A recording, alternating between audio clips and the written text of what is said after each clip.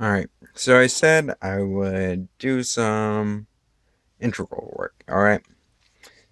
Then I realized I kind of brought up these ideas of speed and physics and how calculus shows up in those. And so I figure, you know what, I'm going to go over some of those first.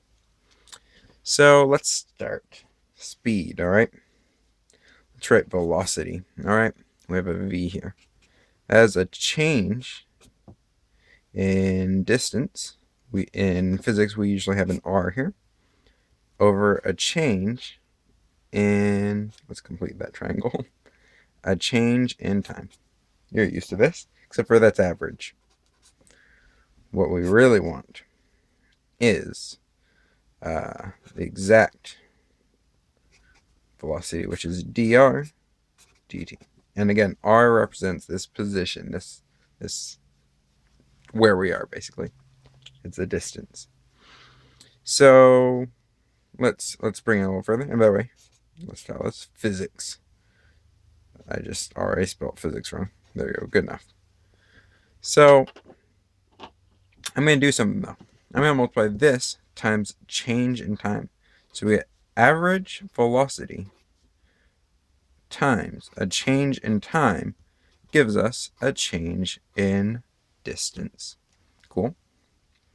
Let's do the same thing for over here. We have change of just velocity in general times infinitely small change in time equals an infinitely small change in distance.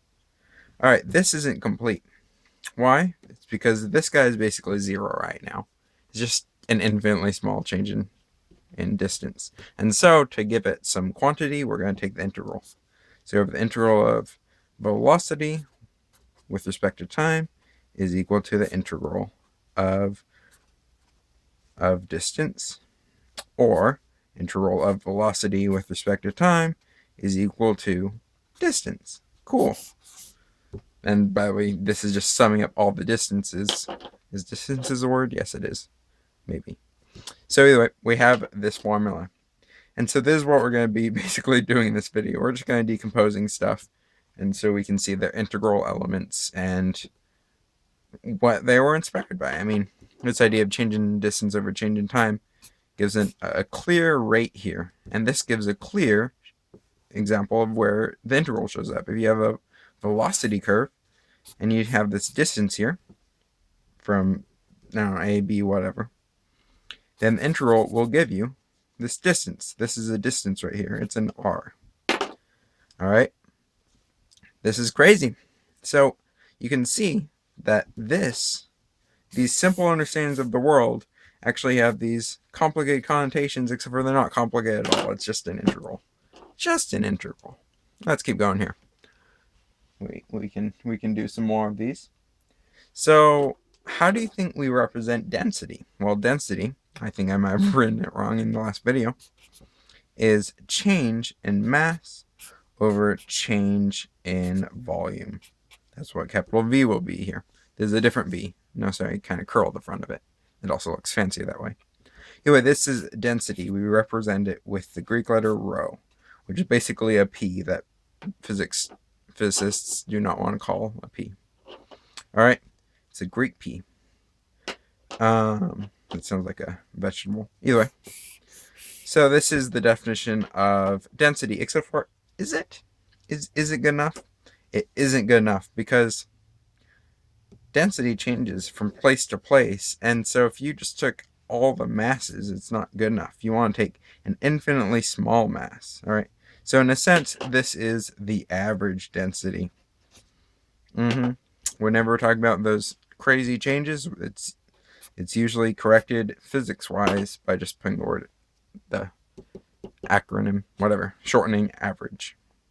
So how do we improve this? Well, this is an easy one for you. It's just d mass d volume. All right, let's multiply it. So we have rho times a volume. Small change in volume is a small change in mass.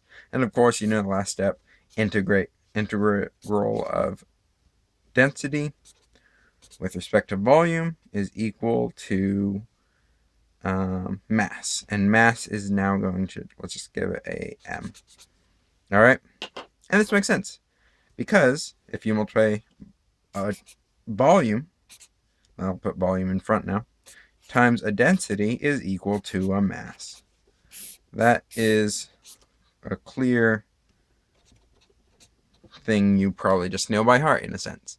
Or if you didn't know density that much, don't worry about it, because it definitely makes sense. If you have a, like, density is just a comparison between volume and mass. And that's why it exists.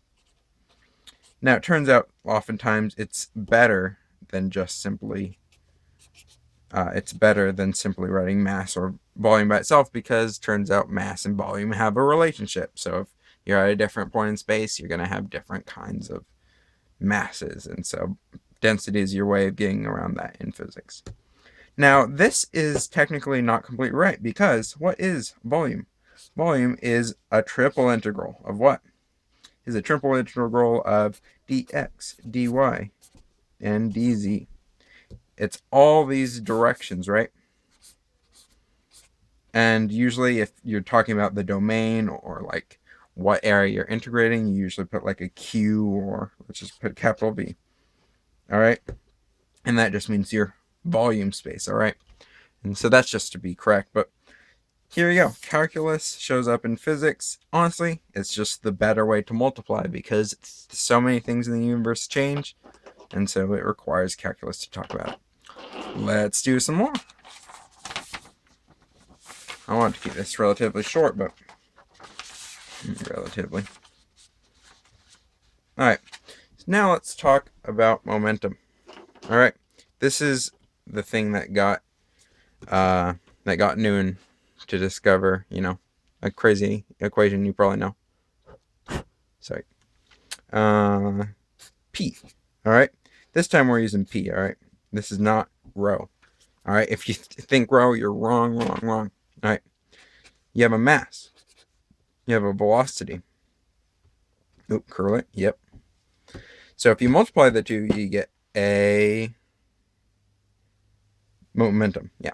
And this makes sense, that there should be a way to relate. If you have a mass, it seems like a mass going at a greater speed has a greater, I'm not going to use the word force because that's the wrong term here, is a greater, the proper word here is momentum.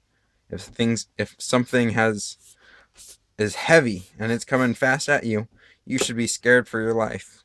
And it's just because you know intuitively that this is the formula. All right. Now, there could have been a constant here like half or something, but this is good. This is a good formula to work with. All right. And now you're probably thinking, oh, darn it. Now he's going to write something like this. P equals mass times dr dt. And I could have written something like that. And I just did write something like that. But I don't know. We're good. I'm going to keep it like this. So here's the idea, though. We're going to do something crazy with this. And this is how Newton got started. All right. This is where it got all this cred. It was like, seems like if I were to measure this block coming at me, like it would be coming at like a positive, it'd be coming at a positive value, all right?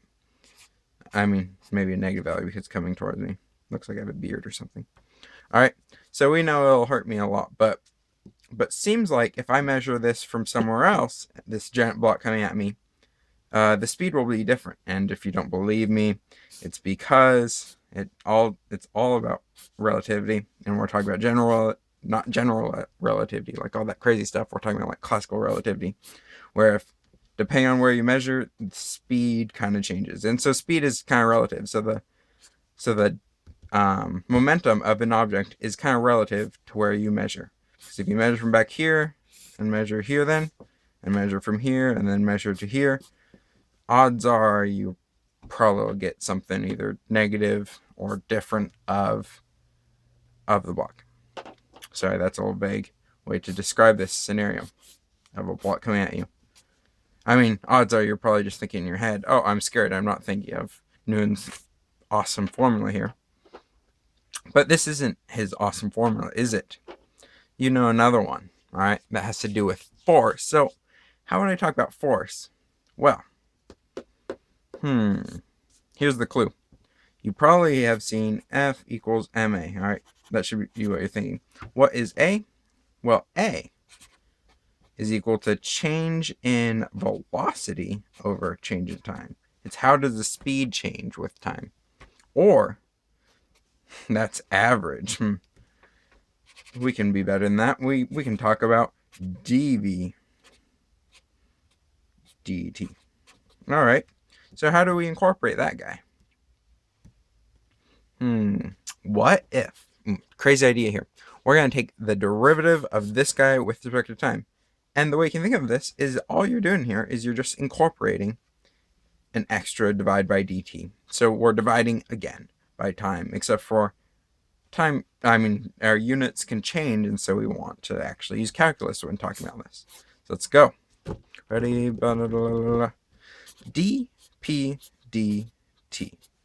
How does the momentum change with time? Because this block, although however you measure it, maybe the velocities might be different, the force of the object will remain the same. And so if you take an infinitely small change in time and a infinitely small change in momentum, so this mass times a velocity, then what you will get dividing by them is your exact force. And then let's rewrite this. dp, p is the same as mass times a velocity. All right. Now we can factor out the mass. Mass is kind of a constant in this scenario. And so we get dv dt. And now you're inspired because that is ma, right? V. Or you could think of it as, if you're really ambitious, d squared over dt squared times distance. All right. But taking these two pieces, F equals ma. Pretty. Very pretty. That's revolutionary. And you can take any one of these ideas and rearrange it to get crazy formulas like the integral of, let's move the dt over force with respect to time is equal to the momentum. Am I right? That sounds right. Yeah, I'll go with it. Force, yeah, I'm going with it. So now we get that. You can verify that later. I'm kind of just messing around right now. Now you could also multiply dt here over. This is very inexact, but so far so good. And so you get the integral of force with respect to time is equal to mass times the velocity. Yep, that's just the same thing restated. Now, what else could we do? Turns out that's not all that physics does, and not all that mathematics does. Let's say you have a change in volume with time, and this is a capital V, all right? Well, this is what's known as flow. And I believe acceleration would be known as flux, a fancy word to make you sound smart. Remember it, kids. Anyway, so change in volume, change in time, not velocity, volume, is flow, except for, you already know the pattern we're doing. We're switching to D. That would be flow average. That is just so average. Let's get real here. Change in volume over change in time is, let's call flow, I don't know what to call flow. Let's just call it flow. All right, cool. So that's the way I talk about something that's flowing. Something that's flowing is there's a volume, there's water moving by with respect to time. So it's kind of the speed of something changing. That's the flow of it. All right. The speed of mass change, of volume change. Now, let's just do one last one. All right, here, fine. I'll just go one more page. All right. Sorry, moving markers. All right, here we go.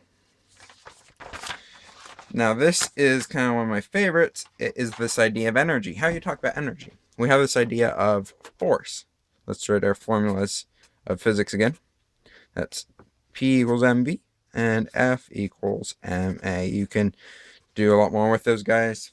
There's like, oh, by the way, sorry, quick thing. If you have a change in angle with change in time, that's a theta. I should have written that bigger. All right, then you get Angular speed, there's a letter for it. I think it's that. Maybe that's angular acceleration, so ignore that. But yeah, the idea, you can study that. And that's changing radians over change in time. Radians come in use. Radians have... Nope, we're not into that. So, we have these guys. How would you talk about energy? Well, turns out, your tick in the door is, hey, if I push something a particular distance, it would require more energy if the distance is bigger. How would you write that? In simple terms, I guess. Let's call this force F. Well, in simple terms, this is a force times a change in distance. All right? And that should inspire you to call it work, because it takes more work, really, literally, how we think of the word work, to push something further. Now, we're not done here. Let's use the integral. So F dr is work. Nice job, guys. So, is there anywhere else we can do? Oh, anyway. So what this is saying, integral of force. If you take the force and you integrate it, you add all of the forces up over a distance, then you get the work. And the work is a unit of energy. We call it joules usually. I believe this would be in joules if you measure in... So let's think here. Mass is measured in kilograms. Acceleration is measured in distance. That's meters, not mass. Over time squared. And then we just multiplied technically by another distance. Right? So technically our units of joules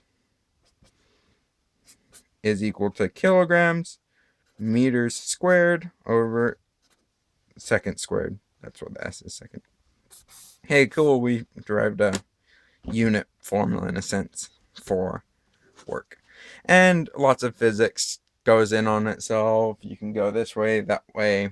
And this is all classical physics. I mean, things get a little more complicated when you increase the speed of an object or you zoom into an object, because honestly the atoms of this paper is insane.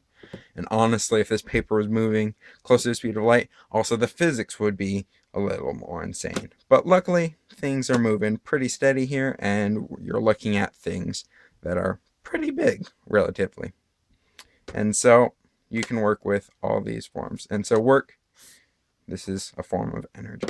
I'm not going to go any further. You can do your own research, take your own classes. These are just an application in physics of derivatives and integrals.